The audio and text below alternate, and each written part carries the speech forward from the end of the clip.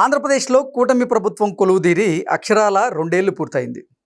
ఈ 2 ఏళ్ల కూటమి ప్రభుత్వ పాలన ఎలా ఉంది?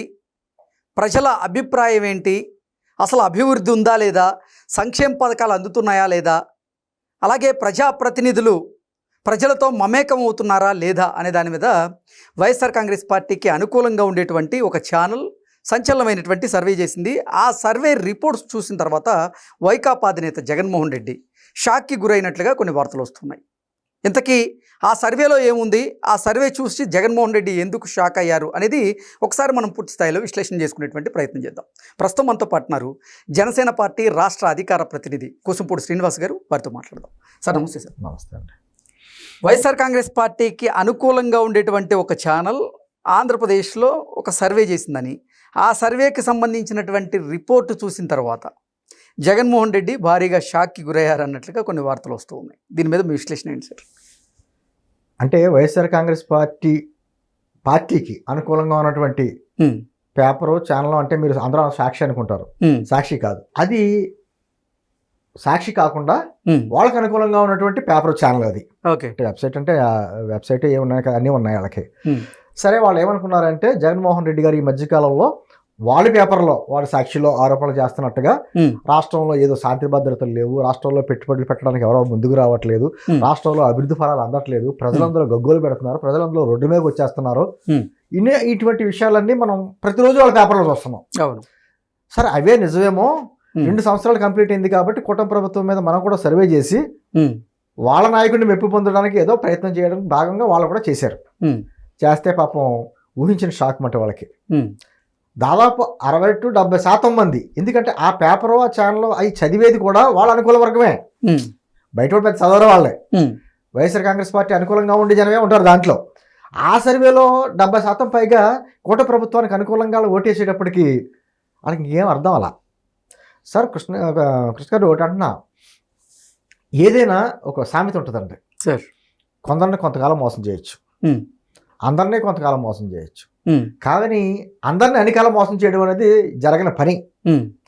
2019కు ముందు జగన్మోహన్ రెడ్డి ఆ రోజు కమ్మ సామాజిక వర్గానికి డిఎస్పీ పదవులు అని ఇచ్చాడు అంటే అని కొన్ని మాటలన్నీ చెప్పేటప్పటికి ప్రజలు నమ్మారు. ఓకే, మరి అదే నమ్మిన ప్రజలు ఇప్పుడు మళ్ళీ మొన్న డిఎస్సీ విషయంలో కూడా అదే ఆరోపణ చేసేటప్పటికి అర్థమైపోయింది సిచ్యువేషన్. ఎందుకంటే ఆరోపణలు చేసామంటే ఆధారాలతో సహా చూపించాలి ఏదైనా సరే. కానీ జగన్మోహన్ రెడ్డి గారు అండ్ ఆ బ్యాచ్ అంతా ఏంటంటే బురద జల్లడానికి వాళ్ళంతా మేధావులు ఒకళ్ళు ఉండరు. ఇప్పుడు తిరుపతి చూడండి, తిరుపతి కొండ మీద దాన్ని ఆధ్యాత్మిక కేంద్రాన్ని వ్యాపార కేంద్రంగా మార్చి ఎన్ని రకాలుగా వాళ్ళ వ్యాపారం చేసుకున్నారో మనం అంతా చూసాం. ఈ మధ్యకాలంలో అనేక రకాలైన వచ్చినాయి. కల్తీ నెయ్యి గురించి అనే కాకుండా అక్కడ పెట్రోల్ బంకులు రకరకాలుగా ఏం చేశారన్నది. అదే తిరుపతి కొండని ఏమన్నాడంటే భూముల కరుణాకరెడ్డి, బోడిగుండు, మా చిన్నతనంలో అక్కడ అరణ్యం ఉండేది కాదు, ఇప్పుడు అరణ్యం పెరిగింది, మృగాలు వస్తాయని చెప్పాను. అంటే నేను అంటుంది ఒక ఉదాహరణగా చూపిస్తున్నా. ఆధ్యాత్మిక కేంద్రాన్ని కూడా వదలకుండా వీళ్ళు చేసేటువంటి ఆరోపణలు ఏదైతే ఉన్నాయో, అదేవిధంగా ఈ రోజున ప్రజలకు తెలియదా సార్ ఏం జరుగుతుందో? ఈ రోజు మాకు పెన్షన్స్ కరెక్ట్గా అందుతున్నాయా లేదా, అందులోని వీళ్ళు చెప్పినట్టుగా పెంచిన పెన్షన్స్ 1వ తారీఖు కల్లా పడుతున్నాయి. 1వ తారీఖు ఎటువంటి పరిస్థితుల్లో హాలిడే అయితే 31వ తారీఖే పట్టికలు ఇస్తున్నారు కదా. ఓకే, నేను అంటే ప్రజలు ఆలోచించేది కళ్ళ ఎదురుకుండా కనపడతాయి కదండి. ఎదురుకుండా చక్కటి రోడ్లు, గతంలో గుంతల మధ్య రోడ్డు చూసేవాళ్ళం, రోడ్ల మధ్య గుంతలు కాదు, గుంతల మధ్య రోడ్డు చూసేవారు. ఈ రోజున ఎక్కడెక్కడో మారుమూల గ్రామాలకే కావచ్చు, గిరిజన గ్రామాల్లో కావచ్చు, తండాలకు కావచ్చు, అద్భుతమైన రోడ్లు పడుతున్నాయా లేదా. తర్వాత ఈ రాష్ట్రంలో పారిశ్రామికవేత్తలు వచ్చి పెట్టుబడులు పెట్టాలంటే ఒక భయానకమైన వాతావరణం ఉండేది. ఈ రోజున చూడండి, ప్రతి వారం ఒక శంకుస్థాపన, ఒక ప్రారంభోత్సవం జరుగుతుంది. మనం మాట్లాడుకుంటున్న ఇప్పుడు ఈ రోజున కూడా ఒక పక్క నుంచి గోల్డ్ మైన్ సంబంధించినట్టు అక్కడ ప్రారంభోత్సవం జరుగుతుంది, శంకుస్థాపన జరుగుతుంది. 2 జరుగుతాయి, 2 ఫేజుల్లో. నేంటుంది ప్రతి వారం ఏదో ఒక రకమైన ఇటువంటి కార్యక్రమాలు జరుగుతున్నాయి.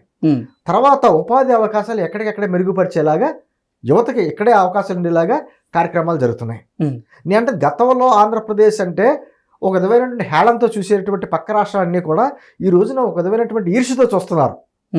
అక్కడ బ్రహ్మాండమైనటువంటి చక్కగా పాలన జరుగుతుంది అని చెప్పేసి నరేంద్ర మోదీ గారు మెచ్చుకుంటున్నారు కదా. గతంలో గ్రామ పంచాయతీలకు ఎప్పుడైనా ఇటువంటి అవార్డ్స్ వచ్చినాయి అంటే ఈరోజు నేషనల్ అవార్డ్స్ 5 అవార్డ్స్ వచ్చినాయి. ఎగ్జాక్ట్లీ. నేనంటుంది ఇవన్నీ కళ్ళ ముందు, ఇప్పుడు ప్రజలకు ఎన్ని మాయ మాటలు చెప్పినా వాళ్ళ ముందు జరుగుతున్న సంక్షేమం కావచ్చు, అభివృద్ధిని కావచ్చు, వాళ్ళ కళ్ళని కట్టలేం కదా మనం. అడుగుతారు కదా. ఇప్పుడు అదే ప్రజలు వెళ్ళి రోడ్లు కనపడుతున్నాయిగా, కనపడదు కాదు కదా అది. ఉమ్, మాకు రోడ్లు ఉన్నాయి, మీ 5 సంవత్సరాలు ఎక్కడ ఒక రోడ్డు వేసారా మాకు, ఎంత ఇబ్బంది పడ్డాను అడుగుతారుగా. అవును. సంక్షేమం అసలు మీరు ఇచ్చిన పోనీ మీరు పెట్టిన సంక్షేమ పథకాలే ఇప్పుడు వరకు మాకు ఆపలేదు కదా. నువ్వు ఇస్తానన్న సంక్షేమం ఇవ్వలేకపోయావు, ఇటు పెంచిన సంక్షేమాన్ని ఓటు ధరకు ఇస్తున్నారుగా. ఉమ్, మరి ఈరోజు సిపిఎస్ రద్దు చేస్తానన్నాడు ఆ రోజు. సార్. ఇప్పుడు ఉద్యోగులకి ఈ రోజున ఓపీఎస్ వచ్చిందిగా. ఉమ్, నేను అంటుంది ఇవన్నీ కూడా గతంలో ఉద్యోగులు మాకు జీతం వస్తే చాలు రా బాబు, మాకు ప్రమోషన్ తర్వాత సంగతే, కరెక్ట్గా జీతం వస్తే చాలు ఆ డేట్కి అనుకునేవారు. ఉమ్, ఈ రోజున జీతాలు వస్తున్నాయి, వాళ్ళు కోరుకున్నట్టుగా ఓపీఎస్ వచ్చింది. ఉమ్, ఒక్కొక్కటి అంటే ఆర్థికపరమైనటువంటి ఇబ్బందులు ఉన్నా కూడా ఒక పక్క నుంచి అభివృద్ధి చేస్తా, దాంతోపాటు సంక్షేమాన్ని కూడా ప్యారలల్గా చేసుకొస్తుంది కూటమి ప్రభుత్వం. ఉమ్, సరే ఇన్ని రకాలుగా చేసినా ఇవన్నీ కళ్ళ ముందు కనపడుతున్న జగన్మోహన్ రెడ్డి గారు ఏం చేస్తున్నారు? కులాల మధ్య చిచ్చు పెట్టాలా, ప్రాంతాల మధ్య చిచ్చు పెట్టాలా, లేదా మతాల మధ్య చిచ్చు పెట్టాలా, ఇదే కార్యక్రమాలు ఈ రోజుగా చేస్తున్నారు. ఉమ్, ఏంటంటే ప్రజలు నమ్మడానికి అవకాశం ఏమన్నా ఉందా అంటే, కొంతమంది అంటారు ఏమో జగన్మోహన్ రెడ్డి గారు మళ్ళీ వస్తే ఏంటి పరిస్థితి, ఉమ్, పారిశ్రామికవేత్తలు ఇంకా అనుమానంగా ఉన్నారు అంటే, ఎందుకు వస్తాడని ఒక క్వశ్చన్ మార్క్. ఓకే. నిజంగా అధికారం ఇచ్చారు, నమ్మకంతో 2024లో కూటమి ప్రభుత్వానికి అధికారం ఇచ్చారు ప్రజలు.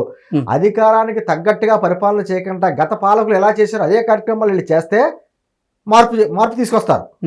దానికి వ్యతిరేకంగా జరుగుతుందిగా. చక్కగా అభివృద్ధి మీద దృష్టి పెట్టారు కదా. సొంత నాయకులు కూడా తప్పు చేస్తుంటే చంద్రబాబు గారు కావచ్చు, పవన్ కళ్యాణ్ గారు కావచ్చు వార్నింగ్ ఇస్తున్నారు. మీరు వన్ టైం కొత్తగా వచ్చిన ఎమ్మెల్యేలు కూడా మీరు వన్ టైం ఎమ్మెల్యేగా మిగిలిపోవద్దు, మంచి భవిష్యత్తు ఉంది, మాకు తేడా కూడా వస్తే మిమ్మల్ని తీసుకెళ్ళి పక్కన పెడతాం అనేటువంటి వార్నింగ్ ఇస్తున్నారు. దాంతో అంటే మొత్తం 100% పూర్తిగా నిజాయితీగా ఎక్కడ జరిగిపోద్ది అంటే నేను దాన్ని ఒప్పుకోట్లా. ఎక్కడో కొన్ని చోట్ల పొరపాట్లు ఉంటాయి. కానీ గతంతో పోలిస్తే ఇప్పటికి ఉన్నటువంటి తేడా ఏంటి? అదే సార్ నేను అంటుంది, వీళ్ళు సొంత మీడియాలు ఛానల్స్ లేకపోతే సొంత పెయిడ్ జర్నలిస్టులని రకరకాలుగా ఎన్ని రకాలుగా మోహరించిన వాస్తవాలను మాత్రం కళ్ళకి కనపడే వాస్తవాలను కళ్ళ గంటలు కట్టలేరు. అదే జరుగుతుంది ఈ రోజున రాష్ట్రం సుభిక్షంగా ఉండడానికి ఎటువంటి ఏర్పాట్లు చేయాలనేటువంటి విధానంతో మనం క్వాంటమ్ వ్యాలీ గురించి మాట్లాడుతున్నాం. వాళ్ళేమో కులాల మధ్య కుట్రలు ఎలా పెట్టాలని వాళ్ళు చేస్తున్నారు. వాళ్ళు బోత్ ఆర్ నాట్ సేమ్. నేను అంటుంది ఇటువంటి టెక్నాలజీ విషయాలు కానీ ఇన్ని రకాలుగా మాట్లాడుతున్నా వాళ్ళకి అర్థం కావట్లేదు సార్. వాళ్ళకి ఆల్రెడీ బుల్లెట్ దిగిపోయింది సార్. ఆ మందం ఏంటంటారా తోలు మందం కాబట్టి వాళ్ళకి ఇంకా దిగిన బుల్లెట్ వాళ్ళకి దిగింది అర్థం అవుతుంది వాళ్ళకి. కూటమి ప్రభుత్వం 2 ఏళ్ల పాలనకి 75 నుంచి 100 మార్కుల్లో మీరు ఎన్ని మార్కులు వేస్తారు అంటూ పోల్ పెట్టినటువంటి నేపథ్యంలో 60% మంది మేము 100 మార్కులు వేస్తామంటూ కూడా మద్దతు తెలపడం జరిగింది. అది ఆశ్చర్యం ఏంటంటే, అది ఏమన్నా పోనీ కూటమి ప్రభుత్వానికి అనుకూలంగా ఉండేటువంటి పోనీ పేపర్లో ఛానల్లో పెడితే వచ్చింది అనుకుంటే ఇదేదో మామూలుగా ఈ జనం ఉంటారు కదా అని అనుకోవచ్చు. అది జగన్మోహన్ రెడ్డి గారికి అత్యంత ఆత్మీయమైన పత్రిక అది.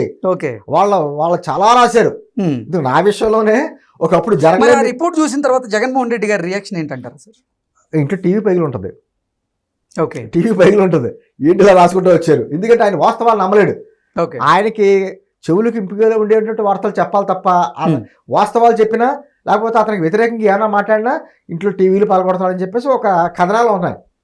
కాబట్టి ఖచ్చితంగా షాక్ గురి ఉంటాడు. పాప నిన్న ఎప్పుడో మరి పులివెందులు వెళ్ళి ప్రజా దర్బారు ఏదో పెడతారని చెప్పేసి అన్నాడు. కానీ అయినా మళ్ళీ ఈరోజు బెంగళూరు వెళ్ళిపోయి ఉంటాడు ఆయన.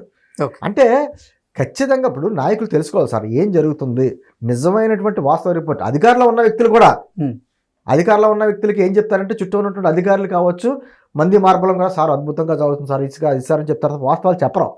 ఎందుకంటే ఆ మెప్పు పొందడానికి వాస్తవాలు తెలుసుకునే ప్రయత్నం కూడా చేయాలి తప్ప అధికార మదం ఎవరికి ఉండకూడదు. గతంలో జరిగిన మూలనే జగన్మోహన్ రెడ్డికి ఆ స్థానాలు వచ్చినాయి. జగన్మోహన్ రెడ్డి లాస్ట్ మూమెంట్ వరకు ఆయనకి ఏం చెప్పి ఉంటారంటే, మనకు అద్భుతమైనటువంటి మళ్ళీ అవకాశాలు 150 స్థానాల కంటే ఎక్కువ పెరుగుతాయి, మళ్ళీ 30 సంవత్సరాలు మనమే ఉంటాం అని చెప్తే ఆయన నమ్మాడు. కానీ ఇప్పుడు ప్రభుత్వం అలా కాదు, వాస్తవాలు తెప్పించుకుంటుంది. ఏం జరుగుతుంది కింద, ప్రజలు ఏమనుకుంటున్నారని చూస్తున్నారు.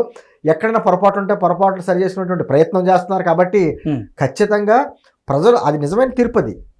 అది ప్రజలు ఖచ్చితంగా ఏ టైంలో ఎలా ఇవ్వాలో అలా తీర్పిస్తారు సార్.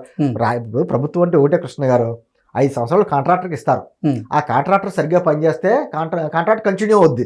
లేదనుకో తీసుకెళ్ళి పక్కన ఆడేసి కొత్త కాంట్రాక్టర్కి ఇస్తారు. ఇంతే, ఇదే అంతే, ప్రభుత్వమైన అంతే తప్ప ఎవరో శాశ్వతంగా మేము ఉండిపోతామని భ్రమలో ఎవరో ఉన్నారని అనుకుంటాం కూడా అదొక భ్రమే తప్ప మరొకటి కాదు. Okay sir, thank you so much.